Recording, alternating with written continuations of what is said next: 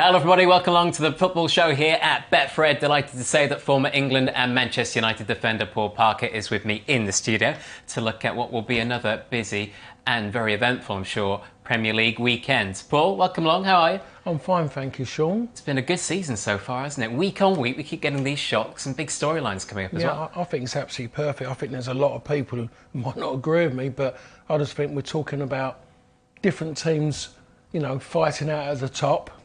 Look at the middle, and you're looking at the middle, then you have to talk about the bottom because the two seem to be running together, even from the middle a bit to the top. So for this season, I just think everything surrounds the whole league, which has been a rarity over the last few seasons. Yeah, plenty of shocks last weekend. We'll get to some potential shocks this weekend as well by looking through all the games in the Premier League. But before we do that, of course, the big news of the week, Paul, was that on Monday, the Premier League came out and charged Manchester City with over 100 breaches of its financial rules following a 4-year investigation. Now, an independent commission is looking over the case. City have claimed that they've provided plenty of evidence that proves that they haven't been mismanaging the finances and player remunerations and breaking the FFP rules, all these things that they've been accused of over the last few days. But it's a big news story, isn't it? It's not what City want at this stage of the season when they're trying to get back at Arsenal, when Pep is coming under pressure as well. Talk about his job and the players. Is it a big distraction, do you think? Oh, it certainly is on the playing point of view, because as it goes, us players, we will use everything when things ain't going right, and at the moment things aren't going right for City, so it's a good thing to put into the melting pot on the players' perspective. But I look at it now, and it's come out now, and not a great time for City, an awful time for City, but I just want it now to be done, and it's been brought out. Let's get it over and done with as quick as possible, not let it linger on so it's just sitting there and sitting there. And I think everyone wants that. I'm sure Manchester City want that. They want to prove their innocence as quick as possible. That's what they're looking at doing. And if Premier League are going to come down and get it done as quick as possible, their side of it, rather keep it going and going, because it's no good for anybody at all. It's not great for football. It's not great for our league. Our Premier League has got something hanging over it, and it's something that I never expected from English football. It's not going to be quick though, is it? That is the problem. Of course it's not. Everything is elongated with ourselves as football. So this could carry on, which isn't good for our football. It's not about Man City now. It's about putting our football where it should be, at the top of the ethics chart. You mentioned that it might be a distraction for the players, potentially the manager as well. There's always talk about when Pep Guardiola will take a break and move on from Manchester City. Do you think this puts his future maybe in doubt? I mean, it's an easy thing to talk about, just to suddenly bring up the manager in his situation. At the moment, if he's good at what he does, and I think he is, he'll carry on and try and justify everything by winning games of football and looking to, you know, to go on and get their title back again. That's what he'll be looking at doing. I don't think he'll allow any talk about his position or want his players talking about it. That's the last thing that he'd want, is someone using one of his players as a platform to talk about, if this was to go on and you were to lose points, would you leave? It's not really what players should be talking about. Any player shouldn't even get involved in it, and a journalist should respect the footballers and talk football to them, because that's their strength. But questions will be asked, won't they? And even talk of maybe prospective transfers in the summer, maybe there being problems with that going forward as well. So there's a lot of different sanctions that could be imposed if they are found guilty, which could massively affect them. Yeah, and that's why really City want to know where they are as early as possible, because with the season, which will go very quickly once we get through in almost past the League Cup final, this season will go very quickly, and City are going to want to know what's going to happen next season. Maybe more so if they do not, retain their Premier League title. They're going to want to move on quickly, and Pep is as well. He's going to want to get out there and look in how to improve his team. It's not a great look, as he said, on English football, the Premier League. I just wonder if it is maybe the tip of the iceberg, though, and there's more to this. Will other clubs be looking over their shoulders as well? I think they all have to be. I mean, the same as anything in life, is a bit more available. You're going to try and grab it at any means possible, and it's not just one club. It's not just one club. OK. Right, well, we'll move on to the football, shall we, over the weekends and get stuck into some really big fixtures, including the first of all, which involves Chelsea. Of course, a lot of talk about their finances this season as well. They spent over £300 million in January alone, Paul. They head to West Ham for a London derby, 12:30 at the London Stadium on Saturday. We make Chelsea the favourites, but they've only won 2 of the last 11. Pressure under Graham Potter as well. They haven't looked particularly good of late. No, but I mean, if they wasn't named favourites against West Ham, there would be big problems. That means the problems are even more worse than what they are. But given when you look at the way they've been playing, this game before, if you start the season, this is one where West Ham fans will be saying anything from this game is a bonus. But I'm sure that they will maybe believe they can get something. I mean, it was a decent performance against Newcastle. Everyone thought they was going to get beat there, and they didn't just hang in there. They got out of it what they put in, really, and they got it. They got a point away from home with expecting nothing. Chelsea at home, I would say, given how Chelsea are struggling to score goals. They don't even look like they're going to score goals at this moment in time. It's been terrible from anybody who goes in there as a centre forward. You know, you're just not going to want to go there, and you're definitely not going to take the number 9 shirt, if anything. So the onus is on Chelsea to go and win this game of football, because everything says they should do, because the media will say they should do, given what they've gone out and spent. But spending all that money, the one thing you can't guarantee is to win a game, and to win games you've got to score goals, and Chelsea just can't do that. And they haven't bought an out-and-out striker, have they? They scored 2 in the last 6. You know, you're referencing the lack of goals of late. They brought a lot of creative players in, but they're relying on Havertz at the moment up front, who scored just 5 Premier League goals. He's the top scorer in the league, so it is a concern. It is, but you're not going to change that in January. To go and find an out-and-out goal scorer in January, you have to be seriously lucky. You have to put your hand in a pot and come out with something that that looks like a rabbit, and then you're not going to do that in January. So, and they knew that already. Maybe they're bubbling towards saying we got something in mind. Someone coming in in the summer. It's going to work. It's going to work out for us that way, because that's where you might get your gem then in the summer, where a club willing to let someone go because finances say that they have to. But at this moment in time, Graham Potter wants to finish the season as well as possible to give him belief that he's got a job in after the summer, because that can just change so quickly. No one really 100% could come out and say that believes that Graham Potter's going to be there for the start of next season. Yeah, just on the signings, and Cuckoo maybe in the summer will come in and help them, but you do feel like they're still lacking in that area. You mentioned Potter, a win rate of just 41% at the moment. That's the lowest for a permanent manager since Glenn Hoddle was sacked in '96. So it's not looking great. Just 2 wins in the last 11 for Potter.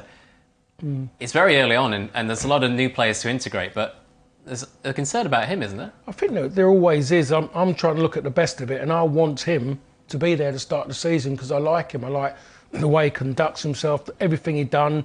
I saw that doc on him, the way he man manages, the way he holds himself with the players on the touchline. He doesn't use his hands. Any player makes mistakes, he holds himself right. He doesn't belittle the player by his movements or anything. He's there clapping them. If not, everything's very similar, and and he's put all that work in to get that side of it right.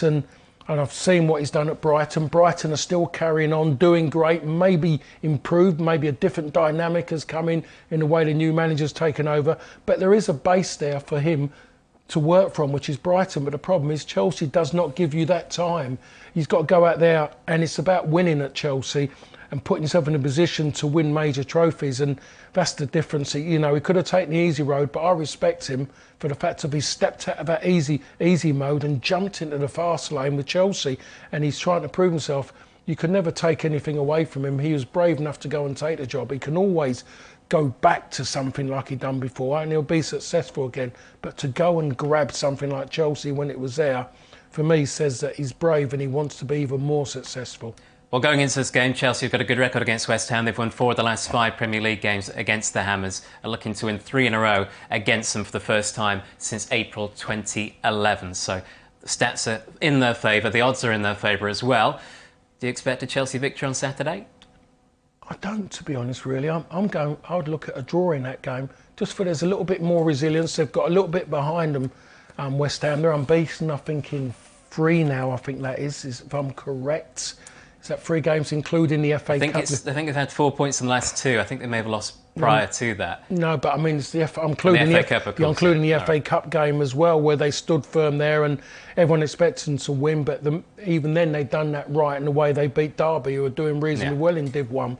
So that's something they've got to grab onto everything at the moment. West Ham, I think, are doing that. David Moyes, I still think they would be wrong if they let him go at this moment. Another manager under pressure. Yeah, another one. You know, he's only 1 game away, isn't he? As the saying goes, at this moment in time. So. Good. I mean, I'm looking at a draw of this game. The one thing that I don't think it's going to be, it's not going to be a high-scoring game. Okay, maybe look at the unders for that one and the draw. Okay, let's move on to another big derby. It is a weekend of derbies in the Premier League, and we'll look at Manchester United heading to Ellen Road. Of course, it's just 4 days on from the 2-2 draw at Old Trafford the other day, Paul. Manchester United still clear favourites, but they've only won 1 of the last 4 now. I just wonder if maybe weaknesses in the squad overall are coming to the fore with no Casemiro, no Eriksen. Yeah, that's definitely come into it. And as an 11, as a 12, maybe I'll give them 13, they can compete with anyone, as I say, as it goes that way. But it doesn't work that way, football. And you do need a little bit of depth. And I don't mean a great amount, because you can never keep it happy. But they are, you can see you thought yourself with Casemiro there, they're fine with Eriksen being out. When you both of them, as I think a lot of people, well, no, not a lot of people did see last night. I was fortunate to have been working, so I saw the game. Both of them were missed, seriously missing that. There was erratic in that midfield. I felt sorry for Sabitzer? I felt sorry for him because he didn't have a Casemiro next to him, or he didn't have an Eriksen next to him. He had a very, very erratic Fernandes, who just was playing his own little game. And he wasn't working with him. And I could just see so much with Sabitzer, the way he played, that he will fit in really well if he plays with Casemiro and he plays with an Eriksen, because he's in that calm nature.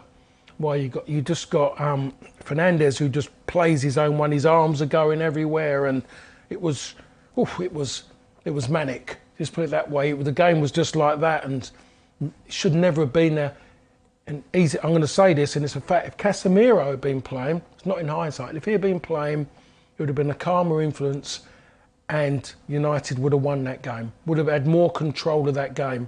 But because they didn't have him, they couldn't get a tempo of the game, because with Fred in there as well, it just wasn't going to work. I guess the positives for United were the fact that they did go down 2-0. They came back into the game, nearly won it, and goals once again for Rashford, who's been in brilliant form, and Sancho coming back and getting a goal as well. Yeah, 2 players. I mean, he's in great goal scoring form. Rashford, without doubt, he's scoring goals, but definitely needs to get more his decision making better in games, because it wasn't good. If you put his goals on the table, that's what everyone looks at. But when you look at his game, there's still a lot to work on in his game, just his decision making. Sancho come on and made a difference, without doubt made a difference on that left-hand side, because before that I just thought that Luke Ayling was absolutely fantastic the way he played. He was Leeds and maybe man of the match, the best player on the pitch over that duration of time. But Sancho come on and he made a difference. I mean, scoring a goal obviously added to it for him as well. So United, a draw in the end was a fair result, but Leeds have been like it most of the season. They've just been like a goal scorer away, and the fact of conceding far too many late goals. Again, too many late goals have cost Leeds, and obviously their manager his job. Yeah, well, let's talk about that, shall we? Because they are still winless in 8 games, but it was an improvement on Wednesday night, especially, of course, the first half. And Michael Scabilla's got something out of the squad initially, but of course he will be replaced soon enough. Do you think it was the right decision to get rid of Jesse Marshall? Perhaps should it have been done even earlier? When you look at where Leeds want to be, I would say it was the right decision in the end, which is a shame, because prior to that he played Nottingham Forest with a better team against Forest, and yet they still lost a game. But that's gone on far too many times, and you look for things, you think if that had gone in, the margins are so minimal. But when you come to where Leeds are and where they want to be, they couldn't go any longer with it. How long were the players going to go with it? Maybe the manager's saying the same thing as I'm talking, just to get that goal. But you look at Leeds, and there's no problem for Leeds. Leeds aren't going to be going down this season. I think everyone well, not everyone, because again, everyone couldn't see it last night, but I saw enough at the weekend and I saw enough last night, even with the substitutions. Aronson come on, because they started the second half really good as well, Leeds, with getting the second goal. Then they made the substitution, and then, is it Ruta, the new one? The French boy come on, Ruta, I think. He come on with Aronson, and they made such a difference when they both come on. But just the fact they conceded that goal, that first goal, Leeds, and they lost their way a little bit, that little bit of an edge. But they was always still threatening throughout that game, so a draw was a fair result. It'll be a great atmosphere on Sunday. The old War of the Roses, of course, a massive rivalry between the two clubs. Leeds with home advantage, but they've only won one of the last 8 Premier League home games, interestingly, drawing 4, losing 3 of them. They will have, I would imagine, some added belief, though, from that performance on Wednesday night. And what you mentioned, the fact that Casemiro again misses the game. Yeah, I mean, that makes a difference. They know that. The Manchester United players will know it as well. They will definitely know it, without that. You do know it as a player. When a key player's missing, you want things to start right. If it doesn't start right, you start thinking about that key player. So they will know that. The Leeds fans will know that. The atmosphere will be it'll be their biggest so far this season, given what happened last night and the fact of playing again so quickly. It's going to be toxic there, let's put it that way. You've experienced that before, haven't you, in this game? Yeah. Memories from this fixture? Ones you don't want to remember, to be honest, really. Come on. The biggest thing you want to remember about going there is coming away with a win. Yeah. Because it is an incredible ground to go to for an atmosphere. They turn it round and away they go, and the ones who and the Leeds players respond. You have to respond, otherwise you won't be there. The fans will they don't want you there unless you give everything, and especially in the game of the nature they say, it's their biggest game. They could play any side in Yorkshire. There's no game bigger for them than playing Manchester United. And as a right back, you're right next to it, aren't you? Yeah, you get it from both sides, yeah. On the other, you've got the United fans closer to you as you go out the tunnel on the right-hand side, but on the bench side of it, it's tough. It's tough. When the ball goes out, you really don't want it to be your throw-in. You really you don't want it to be your throw-in. But it is it's when you come away and you get the win, you enjoy the experience. But it's a tough experience to go through, and you have to have nerves of steel. So it's going to be a tester for a few of those players who haven't really sampled it as well. Casemiro has missed out on it, so he's got to wait for it. But it's an experience to play at Ellen Road. The Leeds fans will be happy that you described it like that, I'm sure. Right then, prediction time for Sunday. I still think United are going to win it. Okay. Yeah, just everything that goes with it. As sometimes people use and you go stats. I'm the new skill versus the old skill. Yeah, I'm throwing everything into it. No, I just believe they'll go there and win it. They won't get beat, but I'm going to go all in and say that United will win the game. Don't go for a score though. No, you don't like those, do you? No, I don't like those. Just United to edge it. Okay, and then another massive derby, of course, on Monday night to end the weekend. It is Liverpool taking on Everton at Anfield. Both desperate for the points, of course. Liverpool are the clear favourites, but they're in 10th, 11 points off 4th place. They're winless in the last 4. They've lost 3 of those games. They've been conceding for fun as well. Real problems at Liverpool as well as Everton. Yes, without a doubt. I mean, there's big problems at Everton as they've been for a number of seasons. It's all just come into one melting pot at one time. While Liverpool is just kind of falling apart. It's getting no better at this moment in time. Don't look like they're scoring goals, but you can see what they've got sitting outside of the squad who aren't fit. When you look at Jota, you look at Diaz, to name but 2.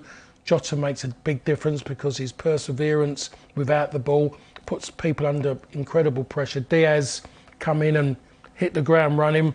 And Firmino had a great start to the season as well. Firmino did as well. So they are missing key players, but no one's going to feel sorry for them because they're Liverpool and they've got a decent squad. You have to adapt, as the saying goes. You can't start moaning about it because you're allowed to go out and spend a load of money to have this big squad. But Everton, they've got Sean Dyche going there, who's added something different. Players who are hiding were maybe playing a yard short, weren't opening up their lungs to their full capacity. Will have to now, because if they're left out, I think their fans will know that they've been cheating a bit, and We saw that at the weekend. They come out in themselves. Now they've got to go and do it in their biggest game. Expectations are higher now from Everton fans that they believe they can get something. So this is going to be for a Monday night game. This is going to be a real good game. More on Everton in a second, but let's just focus in on Liverpool for now as the home side and talk about this run that they're on. I mean, they've failed to score in the last 3 Premier League games now. That's as many times as they had done in their previous 65 combined. So it's a really difficult time for them at the moment. We keep thinking this is the result that's going to spark a run of form where they go on and win 5, 6, 7 games in a row, and it keeps on not happening. Jurgen Klopp can't seem to put his finger on it, and a lot of pressure on him as well. Is there something obvious for you that's wrong? I look at it and you look at their midfield. There's no energy levels and there's no great pace. People have been running beyond them. And it's a fear factor. I've said it quite a few times, is that first game of the season away to Fulham. And Fulham opened the door. Fulham should have won that game against them. And maybe a little bit of naivety, because all of a sudden that opened the door for Fulham. And there's virtually almost closing the door on Liverpool, the way that game went. Fulham haven't really looked back from that performance, while Liverpool, kind of in that position where they daren't look back on their performance, because if they did look back, they'd be worse off than where they are now.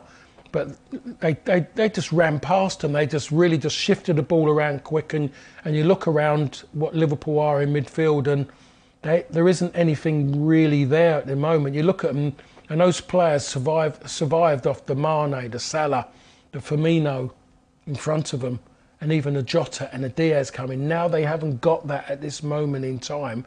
They've been found wanting. That all of a sudden that defence, which is all of a sudden everyone was a great this and the best in history, those same people now, no one's mentioning them, because now they've been asked to do something which was written there in theory beside their names, defenders. They're not defending anymore because there's more concern because, he's a great crosser, he does this.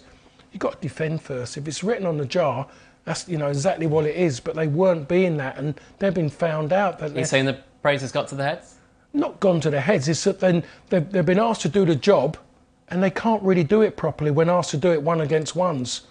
Even with Van Dijk there, they still weren't great. Van Dijk's out injured now, and it's even more noticeable now that you've got key players in there who aren't good at their jobs consistently, which is defending. And that's why they're conceding a lot of goals now.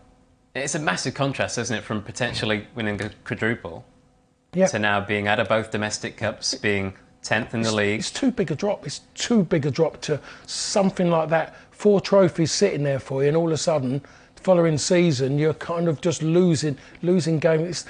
You all lose games, but it's about the manner in which they're losing as well. To give up, to concede, was it 4 at Brighton, and then to go back there again, and then to in the FA Cup, FA Cup, yeah. It's just, and then get to go that way, and just some of their other results and performances. And Jurgen Klopp would be obviously. Results are the ones that cost you, but performances are the ones that make or break you. That's what you bounce off when you're Liverpool. You have to if you're a top side. Performances are key. Is there any pressure on Jurgen Klopp?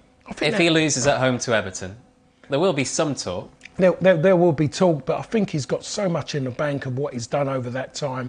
I think Jurgen Klopp has got enough about himself and to know, and the respect that he's got from Liverpool. I think he'll give Liverpool a lot of respect and look at himself and maybe ask himself that question. OK. They've got a brilliant record against Everton, especially here at Anfield. Everton have actually only won 1 of the last 27 meetings, would you believe, going back to 2010. That was here, but there was no crowd in the stadium, which I know a lot of people do point to. The last time they won here with a full house was back in 1999. So there's those stats for you, Paul. Will the stats be right again? Will Liverpool confirm that great record against Everton? They are the clear odds-on favourites. Everton, you can get it 5-1. Yeah.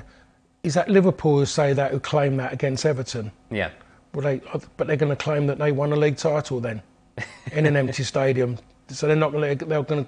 They'll take that one, but they won't take getting beat. I'll leave that to you, Paul. Yeah. Okay. All right. And I just thought I'd mention that one.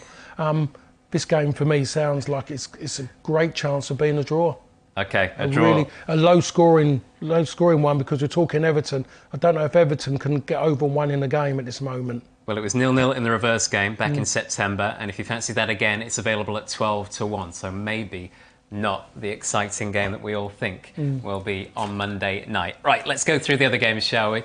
We'll have a look ahead to Arsenal taking on Brentford. Of course, Arsenal, the league leaders, and Brentford also vastly overperforming people's expectations this season. I wouldn't say that about Brentford, to be honest, really. No, not over. I think it's there in them. I've been saying it ever since that last 2 seasons in the Championship, and I liked them from day one, just their manner. I like the way the clubs, because I remember it back in my day with Fulham and Queen's Park Rangers, and there was this 3rd division team at Griffin Park, and anyone who went and played for them, you know, the legs were gone. They were like a team full of rogues, and they've really flipped, and they still are what they are. They are a community club. They say it, but it's an absolute fact. Everything is about the community, and the way they've got the right manager in, they're getting in the right players. The players' heart has to be with that club, and that's why even when they get beat, you still see their heart is still pumping faster than most teams are when they're winning. And they've got, away from home, they are tough. And I've just got this funny feeling that at the game, when they played Arsenal at home, Arsenal were 3-0, fantastic. That was I really saw, I thought myself, Brentford are going to do this, because the previous season they did. But I'll tell you what, this time away from home, they are a tough team. And if you allow them to score first, it makes it very, very difficult, because they do play the game. Well, they're unbeaten in 9 Premier League games now. They've only lost 1 game to the Big Six this season, and that was that game. They've beaten City, beaten Liverpool, beaten Manchester United, so you might be onto something. They're as big as 13-2 to win the game. Yeah, there is something there about them. And yes, you know, you look at the game against Everton, you look at Arsenal, that one was one new manager come along, and you're going to Goodison, they turned it quite partisan. When that happened, I went, okay. And I think the way he conducted himself, Arteta, was a little bit like that, but I think it was more, he went back to one of his old clubs, so he behaved himself on the touchline. This is going to be a different one. This is 2 managers who do shout a bit. There is a little bit about them both, and I think it's going to get quite confrontational down there in this game, especially if it's not going Arsenal's way. I think that this could be a little bit, for some reason, I fancy an away win. Wow, okay, that would be 3 defeats in a row for Arsenal. So we shall see. Let's move on to another Saturday, 3 o'clock kickoff. Palace taking on Brighton, a big rivalry between these two. We have Brighton as the clear favourites. They've won 5 of the last 6, they're going brilliantly. They are, and I want to say something different, because I quite like Palace. I do enjoy watching Palace, especially when they play at home. They have got something about them, but Brighton have been a little bit special in the last few weeks. Something about the way they've been playing. There's a little bit more progression in what they do. They're scoring more goals in games as well, and what they did under Graham Potter. How many times, even yourself, Sean, you sit and watch Brighton play and you enjoy the game, and you go, and you're there, and all of a sudden you go, they lost. How? Why? Because they would not put the ball in the back of the net. Now there's more conviction about them at all. Mitomo on the left-hand side, incredible. What a find again. You know, Trent Alexander-Arnold absolutely got taken off in the end. He got ripped to pieces by sheer pace, and just someone who just kept going at him. Obviously told by the manager, this lad can't defend, just went at him and proved that he couldn't defend properly. And they've got other players they've found from nowhere. They are wonderful to watch, and I'm going to have to go with an away win. OK, well, Brighton are going to get the 3 points against Crystal Palace. What about Fulham? Another side I know you follow closely, against Nottingham Forest. That's also 3 o'clock kickoff at Craven Cottage. Fulham, no win and no goal in the last 3 games, but it has been a tough run against Chelsea, Tottenham and Newcastle. They've also been brilliant this season. Yeah, they have been, and I watched them last season. I was at that game, the Fulham-Nottingham Forest game, back end of the season, and I think they won it 1-0 in the end, and I think that guaranteed them to go up, I think it was. Or was it or Forest? It was something about that game that was quite a big game, and it was a good evening, and Fulham were excellent that night as well. Forest weren't bad, but Forest were on that great run as well, weren't they? That got them up. But they got. I thought Leeds really should have won that game, you know, by a bit. There was that bit better. It's got so many players to juggle with there. At Nottingham Forest at this moment, still not convincing about who's going to score enough goals from them. They pulled that one, got that one out the bag, Brendan Johnson, but other than that, really, there wasn't anything else. I don't think Surridge is going to score enough. I don't know Dennis, who they got from Watford, is going to score enough. I think Fulham are going to win this. Okay, Fulham. Yeah, Fulham will win, yeah. Fulham to get the 3 points. Let's move on to Leicester taking on Tottenham, also 3 o'clock kickoff on Saturday at the King Power. At Tottenham, a couple of good results against Fulham and Manchester City, a couple of 1-0s. Can they go on a bit of a run now? Yeah, both of those games were good results. When you look at performances, they wasn't great on their aspect. I mean, you can say in the position, it's about wins, but they go into Leicester. Leicester, last time out, had a win. I mean, yeah, Aston Villa. 4 goals? Yeah, 4 goals, which is away from home as well. This is the one where they're off the back of, like, beating City. It'd be typical Spurs to go to Leicester and get beat. So I'm going to go... You're not going to use that Spursy word, are you, Paul? No, I don't use that word, but I want to think of something like it. I can't at this moment in time, but I'm going to go with a Leicester win on that one, just for the fact of Spurs have had something good. They're going into something, expectations, and it falls flat. OK, let's move on to Southampton taking on Wolves as well. 3 o'clock kickoff at St Mary's. Big game at the bottom. Wolves are the favourites after that win against Liverpool. Southampton now, just 1 win in the last 7 under Nathan Jones. They've lost a lot of those. It was a very strange press conference the other day from him. Your take on that? Well, if I was Nathan Jones, if he'd gone out and seen his mates, talked to everybody, I don't think they'd have looked at him and wondered about it, and they would have said to him, how are your players? Because what you said seemed more about you than your team. It was and where you'd been before, so you was talking about your past, maybe being better than your present, and that's the way that come across to me. It was awful, to be perfectly honest. Well, as a player in the changing room, what would you be thinking? Well, you'd shrug your shoulders at it. You would have to shrug your shoulders and grit your teeth and get through it. Would it make you feel any different towards your manager? Yes, it would. Would it affect your performance at the weekend? No, it wouldn't. No, it wouldn't at all, and it shouldn't, to be perfect. Pride in the shirt rather than... Yes. Oh, without a doubt, that's what it's got to be, because it's that pride in the shirt that will see you in a better light with other people. If you actually go and show everything against your manager, then people will question you. If it's about that, your pride has to be in the shirt, because that's the one that if it ain't going to work out there, then other people will back you off of that. But the reality is, players do down tools, don't they, when they don't like the manager? They do in today's society of footballers, yeah. That's the easiest one for them to do, which is wrong. People are willing to go and pick them up and take them on, saying they'll be all right for us. But they'll do it again if they've done it once before. Once you've let down your teammates, you're going to do it again. Simple as that. So, much hope for them against Wolves? No, not really, to be honest. They're not good enough. They haven't moved on. I think it was a wrong decision to get rid of their previous manager, who was very good. He was just been, I think, let down by above. He needed a bit more to take him on. And getting in this manager, I asked a question when he got the job, was this about him getting a job for next season in the Championship? But then I looked at it and I thought to myself, well, he's no great egg in the Championship either, really. So there you are. I don't know what Southampton's thinking was. OK, easy win for Wolves, it sounds like. Right, let's move on to the 5:30 kickoff on Saturday then. It is Bournemouth taking on Newcastle. Big contrast in these two sides, of course, this season. Newcastle in 4th place. Got a game in hand, only 3 points off Manchester United. They have drawn 4 of the last 5, though, so they've not been in amazing form, but they just don't lose nowadays, do they? They don't lose. Yeah, they don't lose. They don't concede many, or if they don't concede maybe any. Really, it's just the odd goal. Best defence in the league. Yeah, they are at this moment in time. But the way they're playing very conservative. No different to how Eddie Howe was at Bournemouth, but he's got better quality players this time. So that's the difference, and he hasn't changed that style.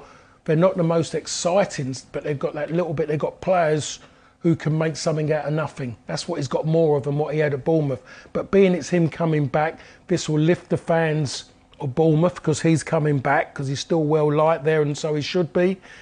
Players who played for him will lift themselves a little bit, maybe trying to impress him a bit, trying to see if there might be a little inkling of them, maybe moving 300 odd miles north. This game's got everything written on it of another draw to me, to be perfectly honest. Bournemouth will lift their game. Newcastle will have to be on the front foot so they don't get caught out, because it's one of those grounds, isn't it, Bournemouth, so tight that if they get on top of you, and I played there a few times when I was at Fulham. It's a hard place because of everything's on top of you. So this game's got a great chance of being a draw. Not a high-scoring one, I don't think, but it's got a great chance of going that way just because of, it is the Eddie Howe Derby. Okay, you get a decent price about the draw as well. The big favourites, Newcastle, going into that one. Final game is Sunday, for us at least, at 4:30. It's Manchester City taking on Aston Villa. We started the show talking about City and their finances. You said you don't think it'll be too much of a distraction going into this game. They are the clear favourites, but they did lose last week. So can they bounce back? I think they can bounce back, but it is against Villa, who definitely have to do something after what happened to them last weekend. But I think City fans, they should all be there, City fans. They should fill the place out and make it more important about their team. Put everything else to bed and support their side and try and lift them through it. They have been struggling a bit. The manager's made decisions on individual players, and they are missing them, to be honest. When I look at the left back position, I think myself Zinchenko. You look at the other side of it, and you look at them on the right side. You look at Carl Walker, you think yourself, ooh, he's not the same person since he's come back, a bit bulky, not as sharp. Look at central defence. They're talking about issues with Diaz.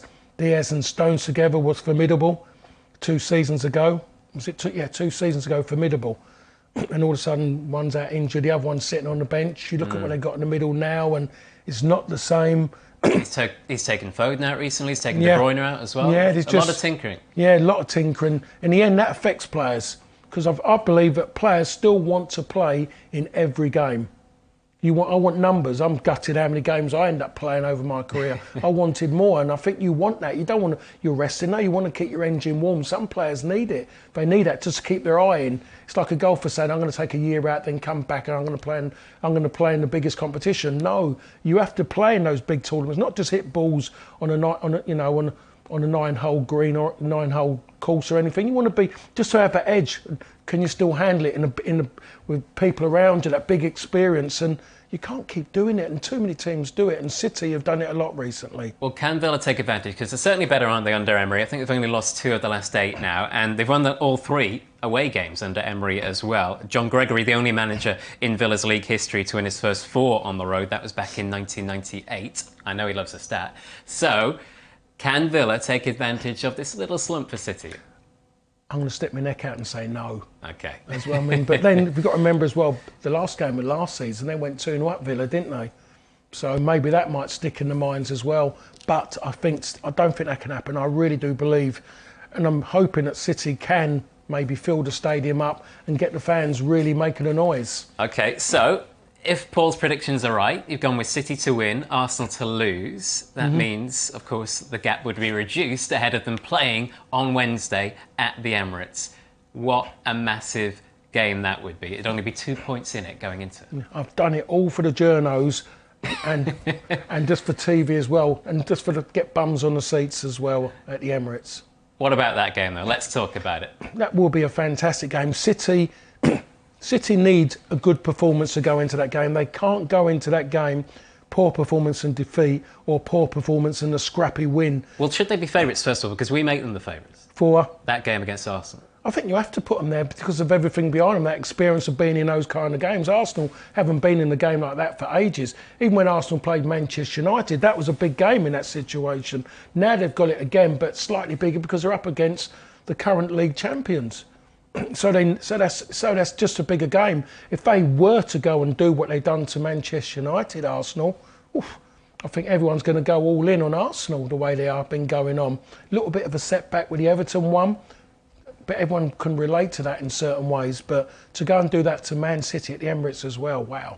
That will say a lot about Arsenal, how far they've come forward. And 18 months ago, they wanted their manager out. But who says that football fans are hypocrite? They just maybe know more than a normal person. So City for you? Yeah. And City for the title, I presume, as well at this stage? Yeah. Okay. Yeah. Before we wrap it up, you've gone with a few shocks so far this week. Is there one that stands out, a bet for you that you think is worth having? I mean, Brentford's a big price against Arsenal. I would say that's the one I'm going to do it in my prediction thing, which I do with quite a few people. I'm going to go for Brentford to beat Arsenal. I'm going to have to put a score in there, though, because I have to do that. Okay, go on. But We got one finally. No, I'm not going to do it on here, though, but I'll do it on that one. Give us the score. I'm going to go 1-2. 1-2. Yeah. Okay, we finally got a score from him. This is the one.